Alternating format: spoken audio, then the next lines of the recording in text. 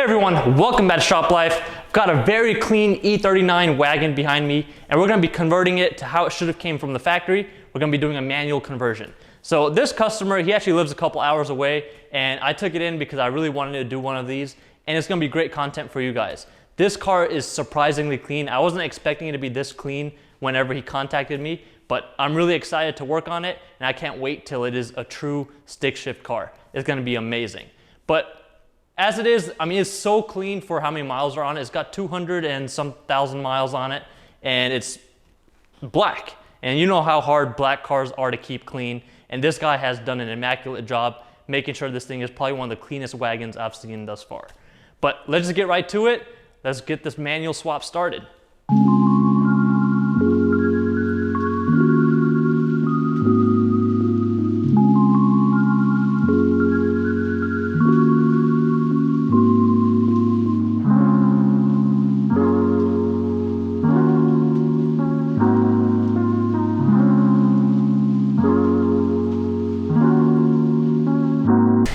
And lowered car problems.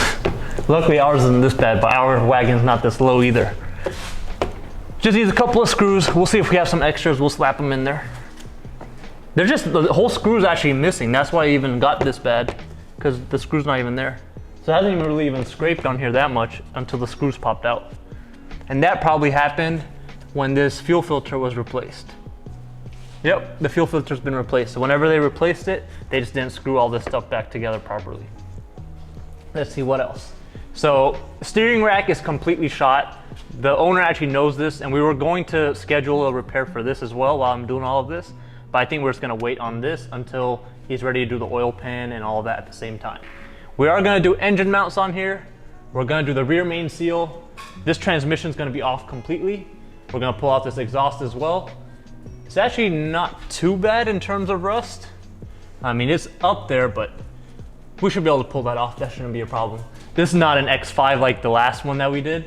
The X5, we can probably get this whole transmission off with the exhaust in place. But on this car, there's not enough space. So we're just gonna pull all this stuff off, just get to it.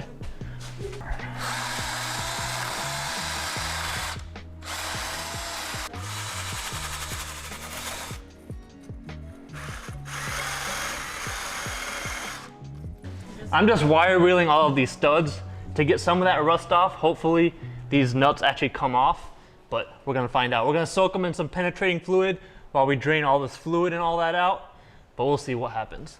You know, and this transmission actually has no issues. The guy's just being proactive. So this manual swap for him, he can actually sell this transmission still. I mean, it's got 200 some thousand miles on it, but he'd probably get a couple $100 out of it.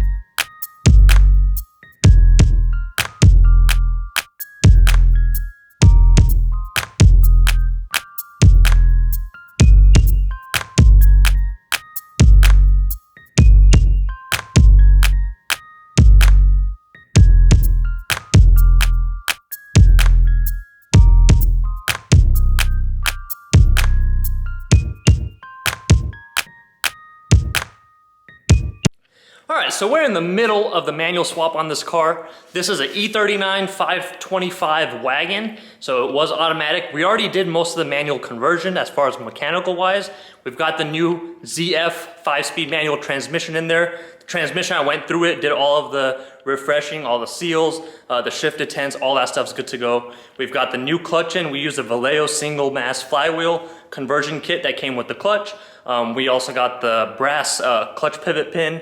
We also got new slave cylinder, new master cylinder. I've got the pedal assembly already installed. So pretty much we're on the finishing steps. We have to still do all the wiring. We've got to do some plumbing for the clutch hydraulics. So we got to do from the actual master cylinder. We need to run some fluid lines from the brake reservoir, the brake fluid reservoir, to the clutch master cylinder, and the line from the clutch master to the clutch slave.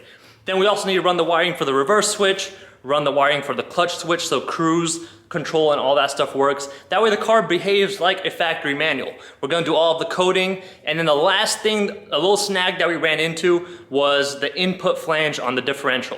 So since we're using the ZF 5-speed manual, that comes with a different kind of drive shaft, and on the E39s, the only cars that actually had that bigger drive shaft were the manual transmission 530s and the 528s. So they have a bigger differential as well, and the input flange on the differential is a lot bigger than the 525 and the 530 automatics. So what we're gonna end up having to do is we actually bought a 2.93 differential off of a manual 530. We're just gonna swap the input flange over. Since this is a 525 automatic from factory, it's got the 3.46 differential.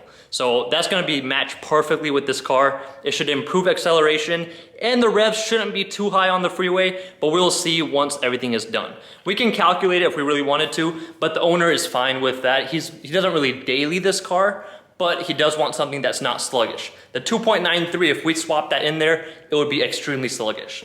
Now another thing is, when he actually brought the car over, on the way while he was pulling in, I noticed there was a coolant leak, and he had a bunch of cooling system work just recently done. He had the hard plastic coolant lines replaced underneath the intake manifold. He had these two black lines replaced by somebody else, and when they replaced them, they did not put them in properly, and the O-rings that are on the ends of these plastic hoses, they were kinked. So I actually pulled off both hoses since he got them brand new. I pulled them off, replaced all of the O-rings, and made sure that the inside where they sit, the boards were all clean, and we've got that good to go.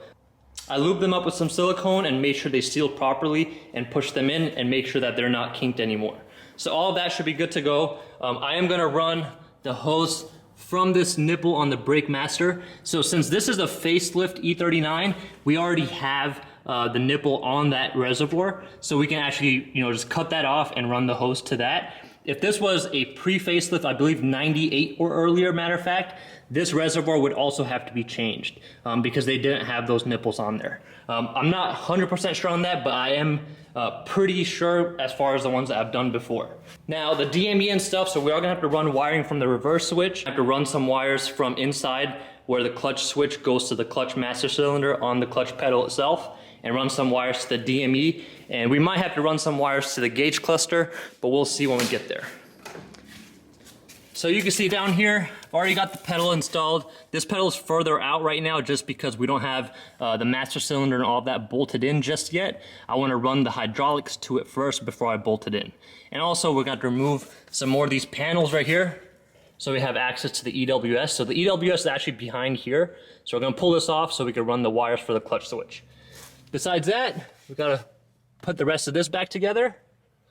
And then once we have all that back together, it's time for a test drive.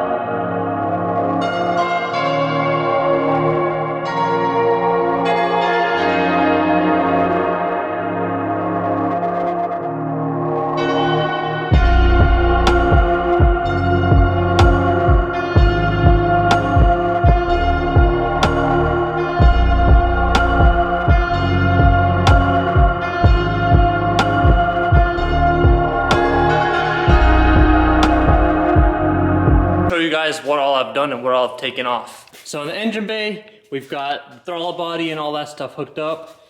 I went ahead and ran this hose that goes to the clutch master. We need to hook it up to the brake reservoir right here. I took off the other cabin filter assembly right here, and I've got the DME cover pulled off as well. So in the DME cover, we're going to be removing all of these connectors, which I already did for the TCU. So this is the automatic transmission controller. We're just going to leave this in here if he ever wants to reverse it. We are going to have to hide this connector or just tuck it in somewhere. I'm going to leave it attached as well. That way, if he ever does want to reverse this, he still can. Now inside the car, I've got the gauge cluster all unhooked. It's still in there because we need to hook up the battery to lower the steering wheel. But I've got all the trim and all that removed. The lower steering cover and where your knees go, all that stuff's removed. I've got the connector for the EWS. So here's the EWS connector. I've got it removed from the housing. The EWS is right there. So we need to add a pin to that. And then we need to hook up all the stuff to the clutch switch, which is up there. Now here's this is the clutch switch and the wiring harness adapter that we bought as well. We're going to have to remove these two connectors and we're going to run all these wires separately. I'm also going to run the hydraulic line that goes from the clutch slave cylinder to the clutch master.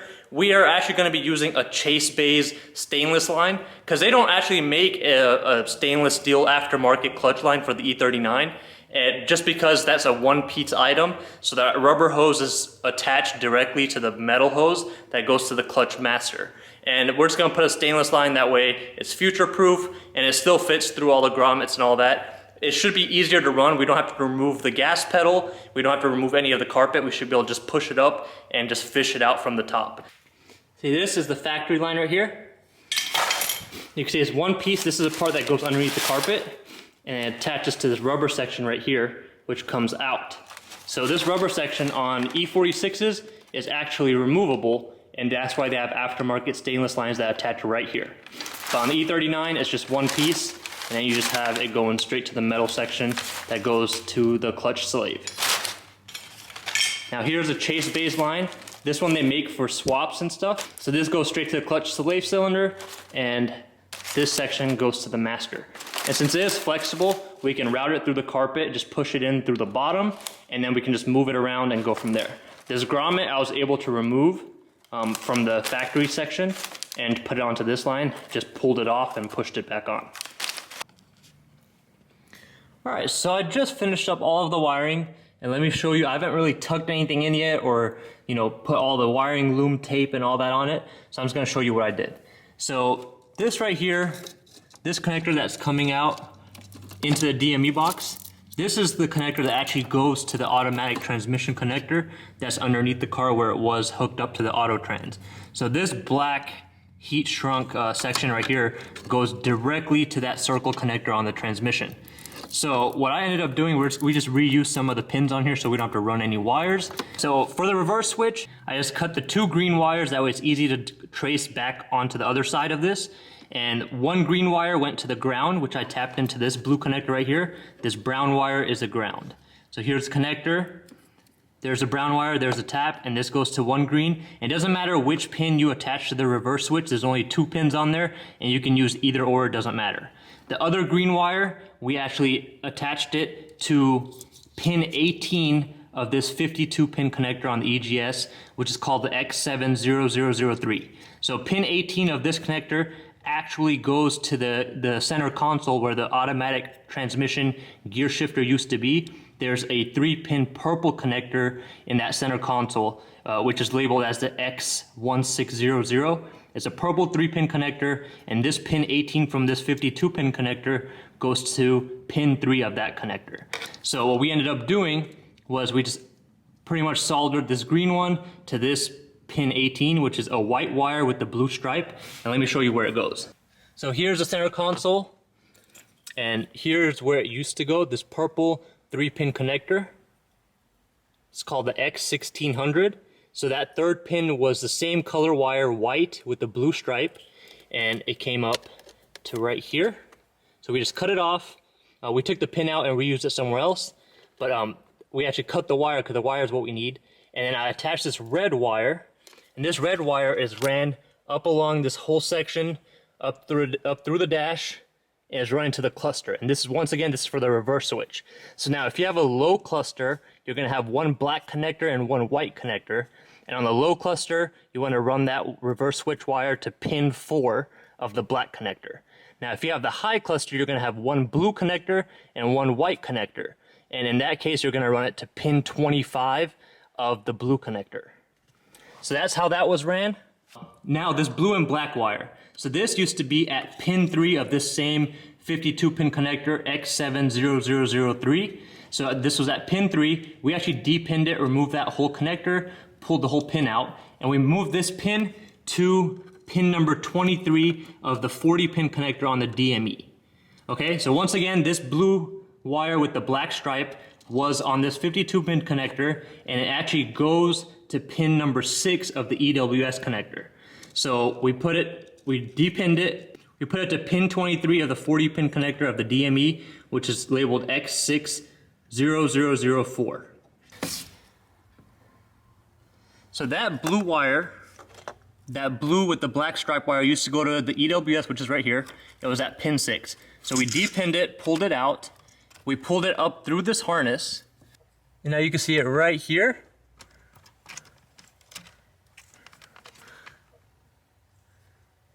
So this one, we ended up taking it directly to the clutch switch. That blue wire with the black stripe from pin 6 of the EWS, we took that to the clutch switch blue-brown wire. So that pretty much what that does is we're trying to eliminate running any wires, because that just makes it easier, makes it more weatherproof and all of that. So that's why I just depinned as much of the stuff as I could.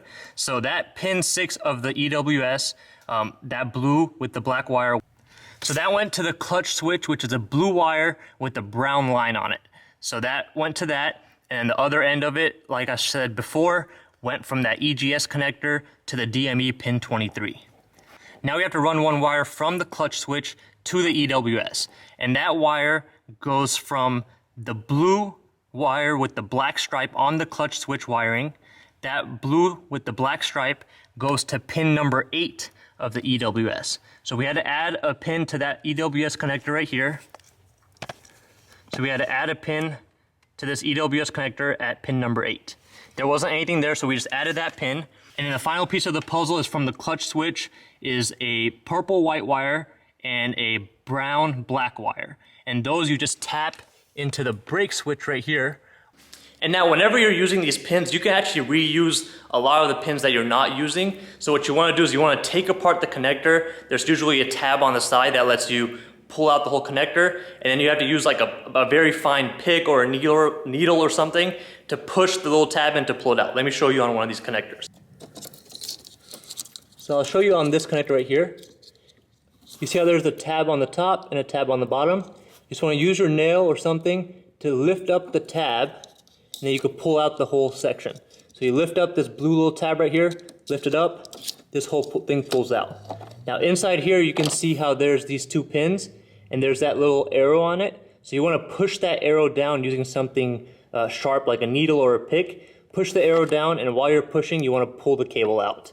And you can use any of these blue connectors, since we're not going to be using any of them when you're doing the manual conversion, just because that's for all the automatic transmission computer, and you're not going to need that at all. And whenever you're done, you can just slide it back in. So whenever I say you have to add a pin or remove a pin, this is exactly what you do. You just pull it out, take the whole pin out, cut the wire back if you need to, and go from there.